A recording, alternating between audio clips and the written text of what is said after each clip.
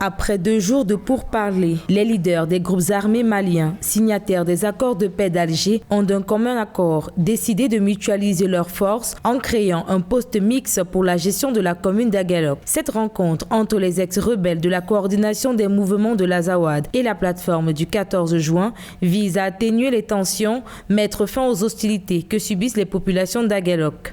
La ville d'Aguelhok est très symbolique dans l'histoire contemporaine du Mali, car c'est de là qu'est partie la déstabilisation en janvier 2012, orchestrée par les officiers touaregs venant de la Libye. Donc, depuis lors, il y a eu des dissensions au sein de ces groupes armés, ce qui fait que la signature d'un tel accord dans le cadre de la gestion de cette ville est une urgence, aussi bien pour la mission internationale présente au Mali et également pour le gouvernement de Mali. L'accord signé entre les ex-rebelles de la coordination des mouvements de l'Azawad et la plateforme du 14 juin ne s'applique que pour la gestion de la commune d'Aguelhok, épicentre du conflit armé dans le centre du pays. Selon les médias locaux, la signature de cet accord contribuerait à une baisse des conflits et permettrait une cohabitation pacifique des populations. Nous sortons quasiment de près de 6 années de guerre, de tensions et de méfiance de part et d'autre. Donc les autorités de la transition concèdent alors que cette ville soit gérée par ces groupes armés et de manière provisoire et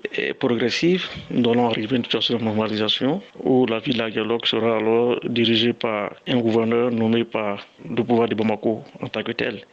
Donc il est hors de question aujourd'hui de généraliser cet accord au niveau national, car cet accord est une dissension de l'accord d'Alger signé en juin 2015. Ce geste démontre la volonté des deux mouvements de mettre fin au conflit dans cette partie du pays. Rappelons que depuis plusieurs semaines, les divisions entre les différents groupes se font ressentir à travers les conflits entre les communautés touaregs et arabes.